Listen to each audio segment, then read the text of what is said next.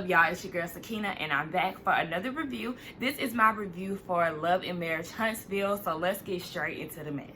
So the episode opens with a montage of Martell and Mel going back and forth, talking about their marital issues. The radio personality, Tony Terrell, she's local where they are in Huntsville, and she's giving the tea on what's going on between Mel and Martell about how their business is all in the streets. They're about to split up. The side piece is telling her side of the story, and she's questioning whether or not they're actually going to work it out, or is this the end for the Holts. Now, after all of that, we get Mel talking about her pregnancy and marriage, yada, yada, yada. She's at a pregnancy shoot. She looks great. She looks gorgeous. I like her hair. And as she's spilling on and on about the marriage, of course, we see Martell slide into the background of her pictures. She makes a shout out to all the people that predicted that she was going to stay with Martell, because apparently she had no idea that she was going to.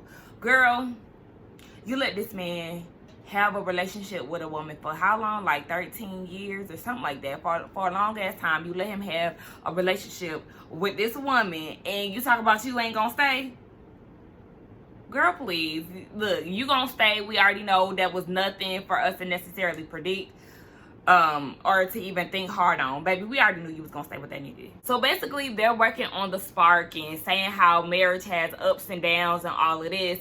And in their confessions, Martell was like, yeah, I'm sorry again for all that I've put you through. And it's like, nigga, save all of that. I wouldn't want to hear nothing like that. You keep giving me these sorries will annoy the hell out of me. But Melody seems to eat it up. She was like, you know, doing all of that. And then they share a kiss. And it's like, ugh. Like, just their whole union, it just does not sit well with me. That's their business. But we just here for the mess, quite frankly. Now, her stylist, who needed to get on camera with her hair done, was telling Mel that, I see that y'all are back together, but I knew you wasn't going to go nowhere. Basically, she was one of the predictors. They did a flashback of Mel talking about how she was going to leave and how the stylist need to check her if she feel like, or if she sees that Mel is falling back into Martell's lies or whatever the case. And the stylist is like, look, I already knew that y'all was going to get back together. You was going to come up in here with some hickeys on your neck. Like, girl, I knew you wasn't going nowhere. And point proven. He asked Mel how she was getting back to her happy place with Martell, and she said that the whole situation is about them going back into what brought them together. Also, that Martell is going to therapy, and while she's telling the story, the therapist is like, you really think that counseling is helping Martell? And Melody is like, yeah. And the stylist is like, okay. Like, you know, she making little noises like, girl, you full of shit. Like, you could just hear in her tone of voice and the little sounds that she making like, I don't know about this. They're going through all these measures of trying to make sure each other are okay. So basically, Mel is checking his phone. He's checking her phone. They're monitoring the hell out of each other.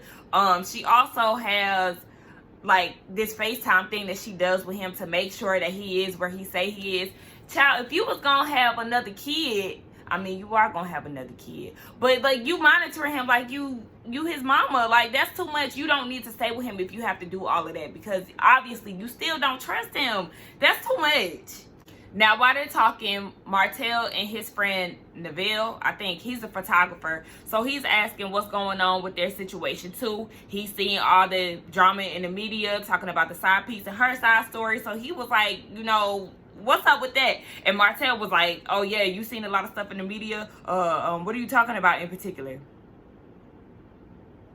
You know what he talking about. Like, Martell irks my damn nerves, but he chooses not to talk about the side piece.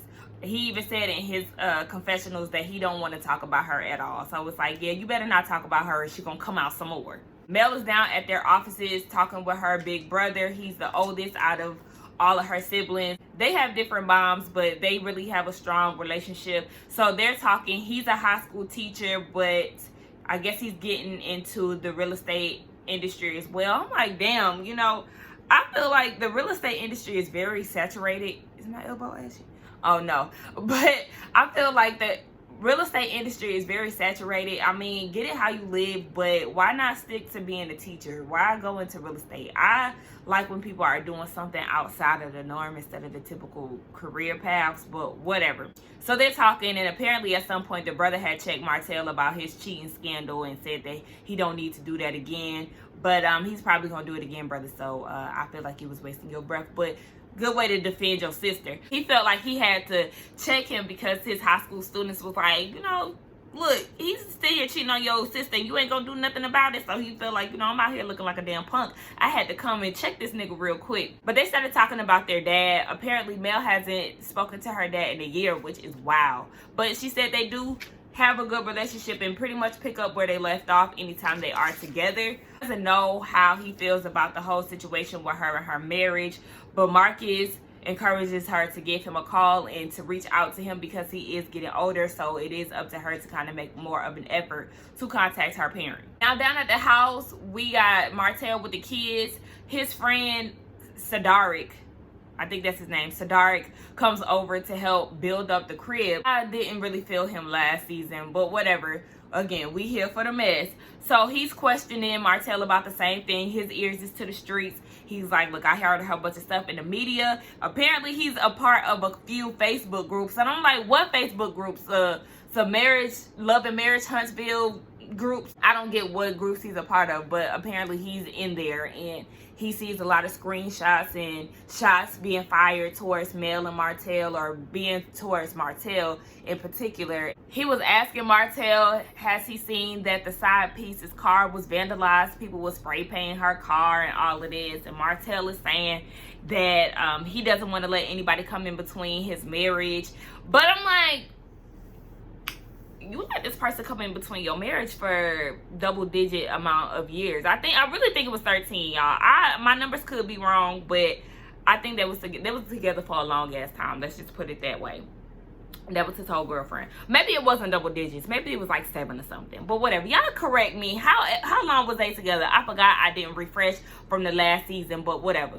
Then when he said that, he was like, we did our dirt. We? No, honey, you did your dirt. And whatever Mel did was in retaliation to what you have put her through, if she even did anything. He explains why he called the side piece a peasant, because she was disrespecting Mel. Nigga, you was disrespecting Mel. So that gave her the okay to disrespect your wife. Now you want to defend her. It's just like, she shouldn't be talking about your wife, but you should never put your wife in a position to where a side piece could either come at her, call your phone, call her phone, or whatever the case. Like, he gets on my nerves with his excuses and his logic. It irks me. Sadar questions whether or not the side piece felt disrespected, because obviously they have mutual friends, and the mutual friends are saying that this was outside of her character. So he feels like she had to be provoked by something that Martell had done.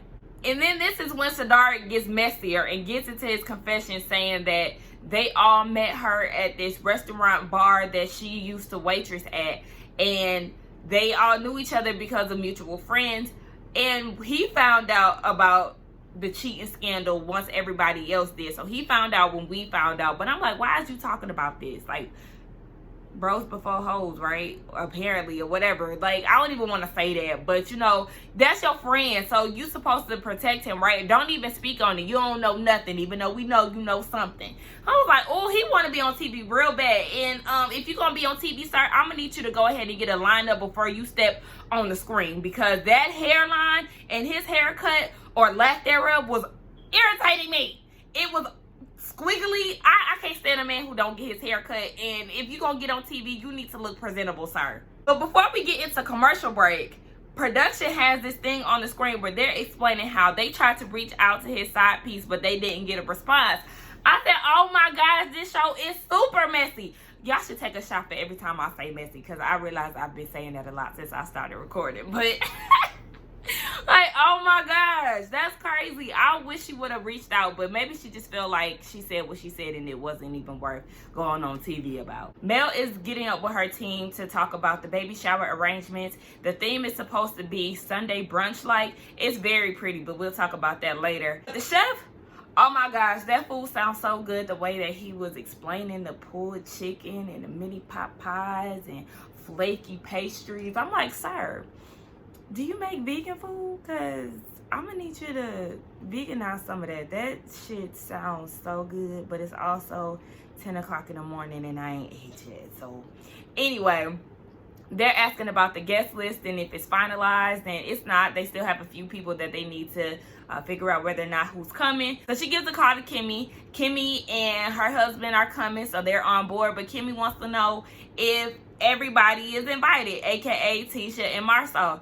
And of course they're not. Melody is like, why would you think that they're invited, considering what's going on? Like, you know damn well that they are not invited to my baby shower. Now, Mel was being irritating as hell at the reunion, but they had squashed it at the end.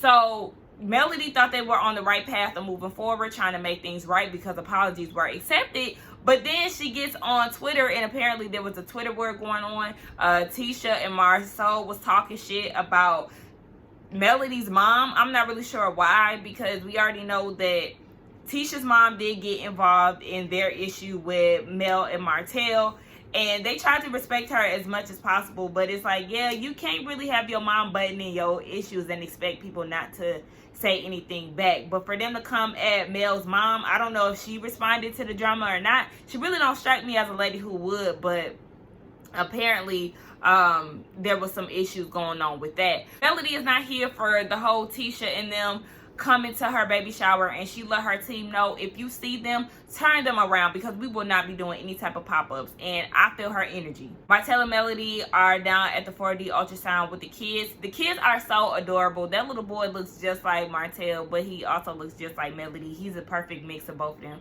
But they're going back and forth about the baby. They don't want another boss baby like the little girl that they have. But the little boy called Melody by her first name. I thought that was so funny, because I call my mom her first name too. I call her mom more than anything, but I call her by her nickname a lot. They see the baby, and she looks just like Martell, nose and everything. So after he leaves the room with the kids, Melody is having a conversation with her mom, and the mom is like, I see y'all on the right path. You know, y'all look like y'all getting along a lot better. Melody is like, yeah, we are. And they start talking about her dad and how she invited him. I guess he doesn't live around them. He isn't local, because they start reminiscing about how he was when she had her first baby, how he came and drove up into town, and she really wants him to come. She also makes a point of reminiscing about, I guess, her parents' dynamic. She said that her mom never bashed her dad in front of her. I would definitely want to be that parent. I feel like kids should never have a tainted view of their parents. As a child, you should see your parent as a superhero, even if he or she is not that way.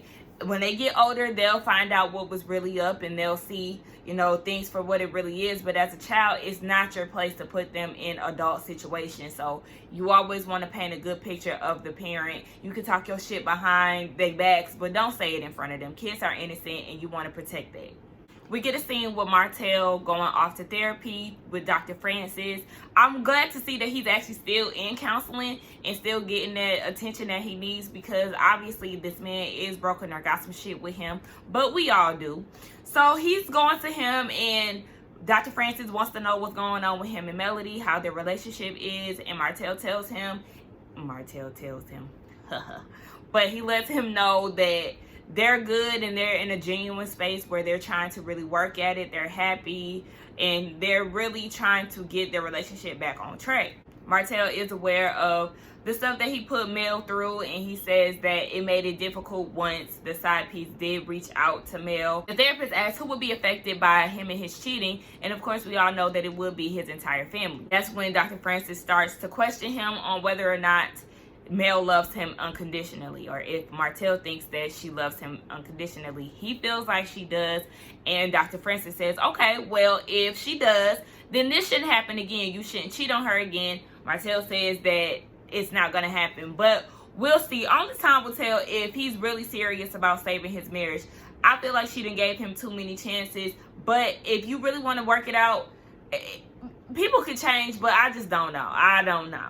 Dr. Francis wants an update on what's going on with Martell and his dad. They're supposed to be working on their relationship, but they weren't able to connect a lot of the pieces that were missing. We did see them go fishing last season, but I guess it went nowhere after that or in between. Martell wants them to bond more than they have, but it just hasn't happened. He feels like because he has an absent father that he is missing some pieces as far as being a man, but he doesn't know what it is because he is very active with his children. He reads to them, he communicates with them, he shows them love and affection, so he doesn't know what it is exactly that he's missing. He's pretty much used to not having a father figure around. Even in the neighborhood, there wasn't a father figure or somebody to look up to. He said all of his neighbors had absent fathers. Martell was aware of why his dad wasn't in his life, but he was more so upset that when his dad would get out of jail, because he went back and forth, but when he would get out of jail, he would not contact Martell and he wouldn't know that his dad was out.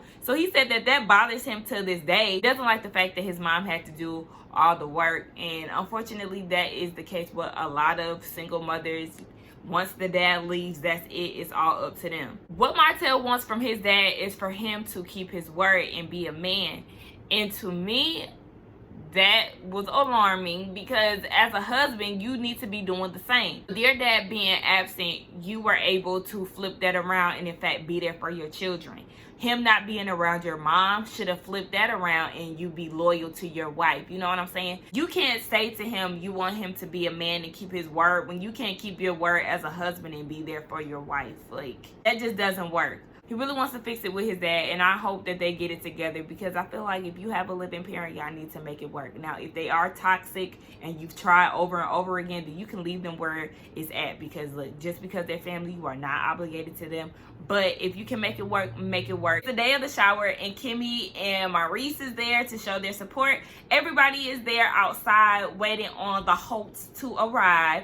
Now, they pull up in a damn horse and carriage, and I was like, oh my gosh, this is so extra. It's just like putting on airs to me. Them doing that is just like trying to convince people that they're happy or something. That's just what I was getting. And it was like, look, y'all just doing too much. Y'all could have pulled up in a car and just been set. But anyway, that's them. They're extra. And Kimmy was like, remember I told y'all she's extra? This is an example. The melody mentioned them pulling up in a horse and carriage was just a resemblance of them being the royal family. Don't say that again. Don't say that again. Don't. But when they get inside, they are greeted by a lot of guests. You can tell that the love is real. They do have a lot of friends and family backing them, but I'm sure they was talking shit about them on their way home from that baby shower. But Mel goes to see Maurice and Kimmy. She's happy that they've come to show their love and support too. The baby shower is hosted by LeBerick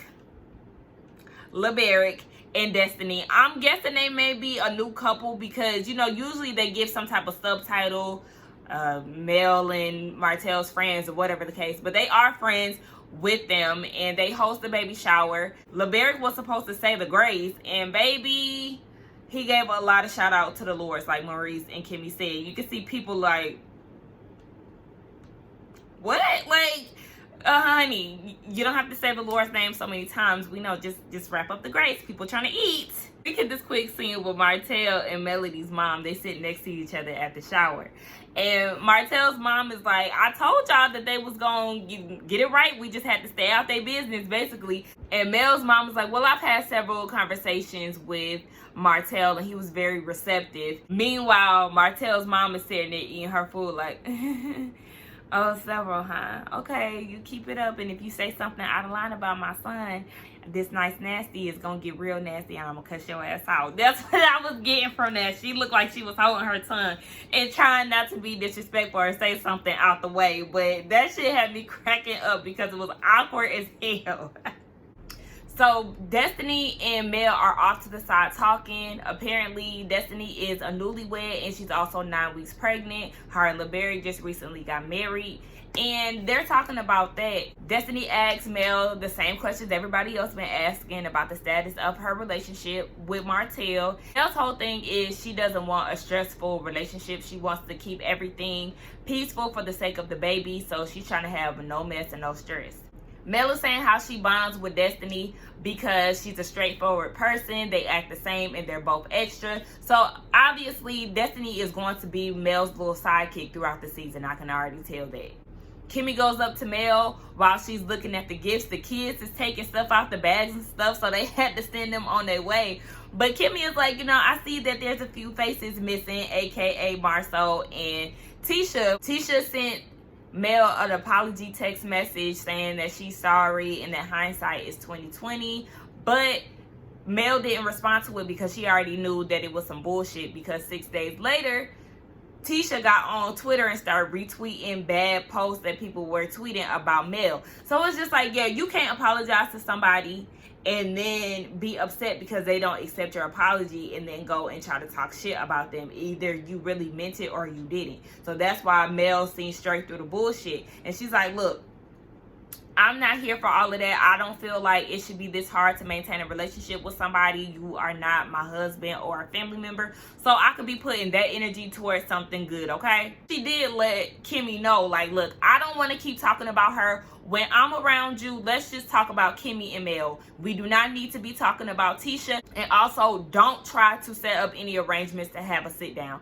I'm feeling Mel when it comes to this whole Tisha situation, because I feel the same way. If something was to happen like that in my personal life, I don't want y'all to keep trying to get me to apologize or make amends with somebody that I simply don't want to make it right with. So look, we here on the same page when it comes to trying to get down to moving forward from somebody who is no longer in my life. Now, while they're talking, Destiny walks up and tries to get Mel to go away and do some other baby shower things. But she takes this opportunity to talk to Kimmy and was like, I wanted to talk to you about some things that bothered me during game night. They did a flashback of them at game night and LeBerick saying that the comeback group is a good concept, but it doesn't exist and who owns it. So Kimmy answered his question and was like, it is real and we own it. And Destiny feels some type of way about that because Kimmy did an interview saying that she doesn't know who these people are and don't know why they're giving their 2 cents. All that she knows is that LeBerick makes chicken and the chicken is good. That's all she knows. So Destiny felt like she was coming for her husband, and that's not the case. She simply answered a question that your husband decided to interject in. That's their business. He should have just been quiet. Kimmy's whole thing is, I'm not understanding why you're so confused about that, because I don't know who you are and I still don't know who you are. But if you're gonna be around this group, you're gonna have to get thicker skin, honey, because yeah, that's not a reason to really get upset or feel like you're rubbed the wrong way. And Kimmy told her straight to her face, I still don't know who y'all are and I'll stand firm in that. So yeah, she said what she said, sis. So everybody is having a good time at the baby shower. They show everybody dancing and getting down on the dance floor. But it comes down to the games, and Destiny is hosting. So she's announcing a new game. And she said that the prize is a free meal from her husband's restaurant, or their restaurant. And while she's saying this, she tells Kimmy, like, yeah, Kimmy knows all too much about that chicken. Tried to come from my husband. You tried it. Meanwhile, Kimmy is at the table looking like, why did you feel like that was necessary to throw at her at a baby shower? There is a time and a place for everything. And that wasn't the place, that wasn't the time. But really, there's no time for you to even bring that up because it wasn't necessary. Like, girl, you are extra and you petty as fuck. You need to grow up, because what Kimmy said was not damaging your marriage or trying to throw salt on the restaurant, anything like that. She said she knows that he makes good chicken and that's it. Why the hell are you so bothered by that? Maurice and Martell are off on the side having a talk. Maurice noticed that, it's pretty peaceful around here, but he also knows behind the scenes that Martell had been throwing some shade towards Marceau. He had been sending text messages over to Marceau about Tisha. Apparently, Tisha had done got a tummy tuck and a butt job, and he was saying that she done all of this, and Marceau, you still ain't satisfied, aka you out here cheating too. Because remember last year, Marceau was doing all that shade towards Martell, and Martell was like, I know you ain't talking, because you cheating too. He wasn't sticking to the bro code or whatever. But yes, Marceau's clapback was talking about somebody's mama in a video that he has of somebody's mom, because the whole reason why Martell was even coming at Marceau is because Marceau keeps saying that he got receipts, but Martell was like, look, since you got receipts, I got receipts too. So they going back and forth with it. Martell's whole issue with Maurice is that he feels like he always comes to the Scott's defense or his brother's defense, but he always allows them to say what they have to say and looks at Melody and him sideways for retaliating. But Maurice wants to keep the peace. He doesn't like the back and forth. He feels like they both should get along. But Maurice doesn't like the back and forth, and he just wants to keep the peace between everybody because he is in the middle. But Martell is petty as hell. He said that he's actually having fun taking shots at Marceau, and Maurice was looking like, no, he didn't just say that. And that's where the episode ended. So my thoughts on the episode, I think it was pretty good. You know, it was basically full of shit as far as Martell and Melody trying to put on this facade. Hopefully they are doing the right things to get their marriage on track, but who knows, honey, because in the tabloids, apparently they are working towards getting a divorce. So something went sour along the way.